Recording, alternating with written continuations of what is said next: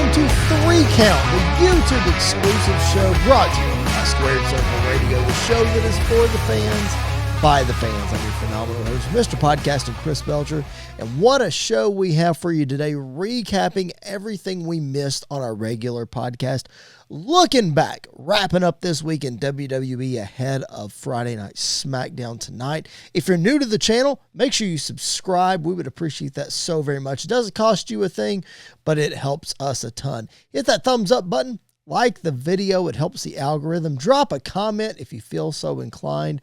We would appreciate that so very much. So on this show, the 3 count is the good, the bad, and what we're reserving judgment for or we're holding out hope for. Kind of depends on what the scenario is. Either way, let's talk about the good from this week in WWE. It was announced earlier this week that NXT will emanate from the ECW arena. That is coming up the Wednesday after Election Day. So they're going to be preempted, of course, by Election Day, which is November the 5th. This show will take place on November the 6th. And, of course, on Wednesday night, that means it's going to go head-to-head with AEW. Obviously, that is seemingly direct competition as they both debuted on the same night when NXT got their network deal, which was around the same time that AEW started. So that's always been direct competition. It's AEW beat them for quite a while when they went head-to-head, and then when NXT rebranded and relaunched, the viewership has increased and has consistently been beating AEW. And then on the CW as well, once NXT went there, and that was just a few weeks back. So this one will be their first direct head-to-head show with AEW. Now, I'm not saying this is good because they're going head-to-head with AEW. And I'm not saying that it's good because of the circumstances surrounding it or what have you. No, I'm saying this is good because NXT has made a huge splash on the CW. They are firing on all cylinders right now. Viewership is, I don't want to say it's through the roof, but it's doing really, really well. And the ECW arena, one of the most historic arenas in all of wrestling, home to Extreme Championship Wrestling throughout the 90s and all of those fantastic memories that fans have of ECW. It happened right there in that arena in Philadelphia. So it only makes sense that WWE would go to Philadelphia, run this show with NXT, and wouldn't you know it, they sold out in less than 30 minutes. Now, this venue doesn't hold 10, 12, 15, 20,000 people or whatever. It's only a few thousand people, I believe, but it's going to be an incredible night. I expect lots of nostalgia. I expect lots of callbacks, some appearances. Maybe Paul Heyman shows up. You know, we haven't seen Paul Heyman on TV in quite some time. Maybe that's the night he comes back. I doubt that. It would obviously make more impact if he showed up with Roman Reigns in the Bloodline. But regardless, ECW Arena is going to host NXT on Wednesday, November the 6th, and it's going to be a great show. I think NXT made the right move. They're not going on the road all the time right now, but sporadically they're able to do that. This Sunday is Halloween Havoc, and I believe that show is on the road, and then I believe the next time they're on the road is at the ECW Arena. So, congrats to NXT for selling that out. Congrats to Shawn Michaels for what he's doing there at NXT and really bringing the nose up on that thing. You know, all of us traditional black and gold fans were so down on 2.0 and just the direction that it was headed and the bright colors and the paint splashes and Von Wagner's and, you know, the whole 9 yards. We were very disappointed when that change was made, and they've slowly morphed back into a nice combination of developmental and a third brand. So really, really cool to see them do as well as they're doing. So that's the good. That's one of the things we missed on our regular show this week. If you want to know other things, we talked about lots of good things. We talked about Candice LeRae winning over Bayley last week on SmackDown. We talked about the Bloodline. We talked about the way that WWE is presenting Lash Legend, the Motor City Machine Guns. We talked about all that on our regular podcast.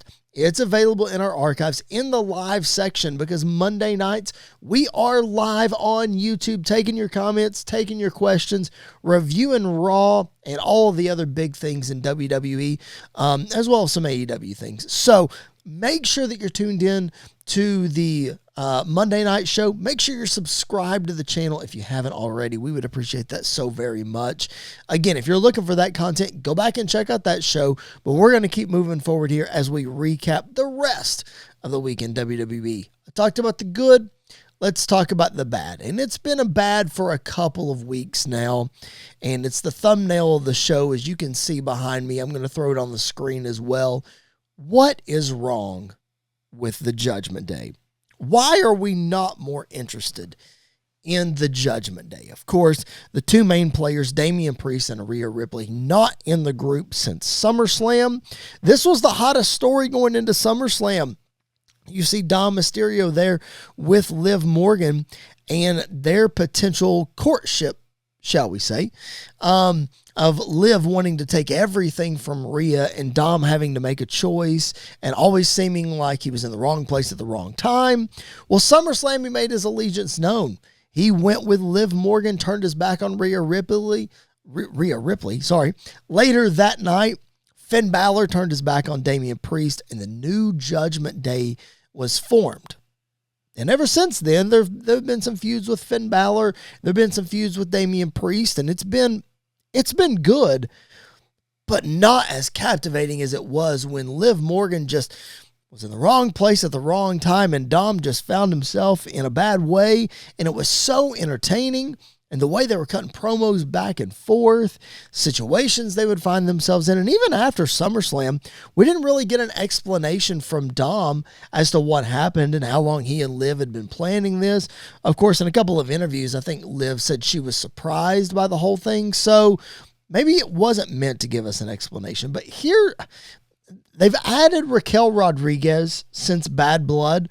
Raquel seemingly the Diesel to Liv Morgan's Shawn Michaels as far as a bodyguard is concerned. So I do like that addition to the Judgment Day. And you had the tag match this past week on Raw against Damage Control.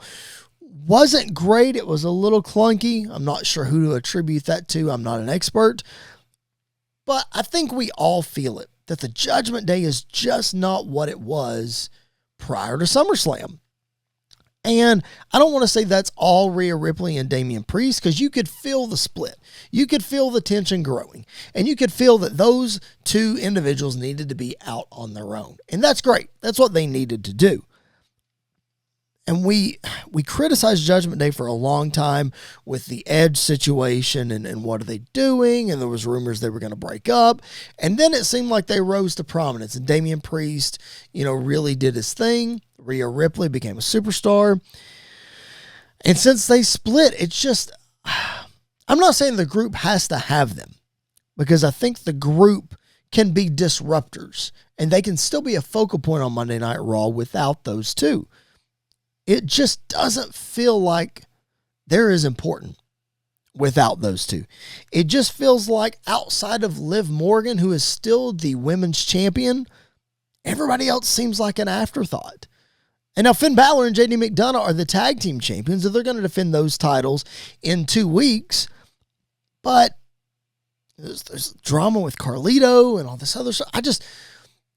I can't pinpoint what's wrong with it. I just know that something is wrong. I just know that something is wrong. Now, how do I fix it? I think you got to create some drama between some main players. There were rumors floating around that this whole ploy of Liv Morgan to get inside the Judgment Day was actually that she was aligned with Finn Balor, not Dom Mysterio. And we talked a while back about possibly Dom Mysterio becoming a babyface and people having sympathy for him. Maybe that's a direction that we need to go, that we need to explore. He's one of the most hated guys on the roster and has been for a long time. So I don't know that that'll happen. But we need to do something to, I don't know. We got to make them feel important. I don't know. They got to make an impact somewhere. I don't know. I don't know exactly where that is. But they need to feel important again. So that's my bad. Is this the way that Judgment Day has been presented? I don't know. maybe it's a product of 2 Hour Raw. I'm not sure, but I feel like it's been that way for a little longer than that. All right, I appreciate you guys joining us for 3 Count, the good, the bad, the what we're holding out hope for in the world of professional wrestling. Again, I'm your host, Chris Belcher. If you've stumbled upon our show, please like the video. Please subscribe to the channel if you haven't already. We would appreciate that so very much.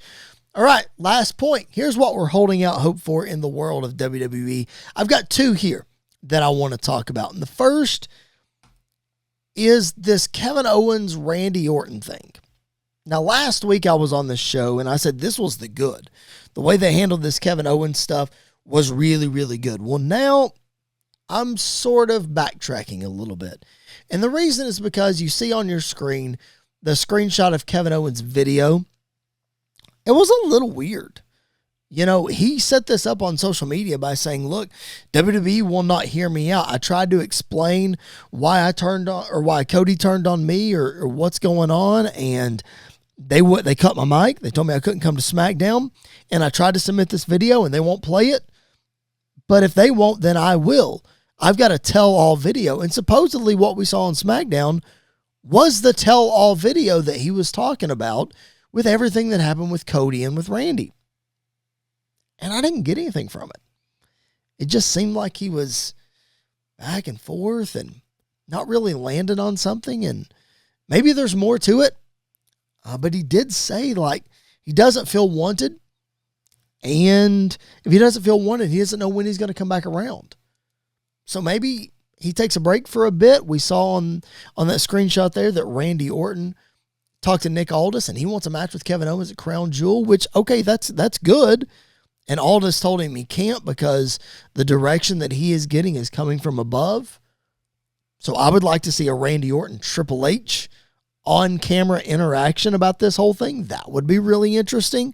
So there's still some really good things here. Obviously, Randy Orton versus Kevin Owens, it doesn't get better than that. Those guys are at the top of their game and are really, really good. So, of course, we want to see that. And, of course, you put the WWE champion Cody Rhodes in the middle of this. And that's the reason this whole thing is happening anyway, is Randy going to bat for Cody, Kevin getting mad at Randy for picking sides, Kevin really mad at himself because he couldn't pull the trigger on Cody back at Bash in Berlin to win the world title, and then, of course, teaming with Roman Reigns, Kevin Owens' archenemy. So there's a lot still to unpack here. That's why I'm holding out hope, is I'm going to let them cook, as Sam Roberts would say. I'm not going to say this thing is dead, because clearly it's not.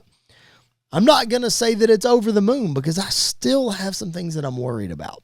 I'm just not sure of the execution just yet. Again, I was high on it last week. Almost dropped my pen there. I was high on it last week. This week I'm reserving judgment a little more. Let's wait and see how it goes. I'm not quite sure. That's what the show's for, though. To get our opinions and our feelings out there. To say, hey, I like this. I don't really like the direction going here. I'm not sure what they're doing here. I like it. That's what the show's for. That's what Squared Circle Radio is all about. It's for the fans, by the fans. The show is driven by you, the fans, especially our Monday Night Live show. You leave us comments and questions in the chat. We'll talk about whatever you want to talk about. In the meantime, and in the between time, if you're new to the channel, subscribe. Please do that. Doesn't hurt you. Helps us. Just increases the viewership of the channel. Like the video, that helps the algorithm, that gets more people to see our stuff. We would appreciate that. If you're new, go back in our playlist, check out past episodes. We've got new school, we've got old school, we've got trivia, we've got countdowns, we've got the whole 9 yards.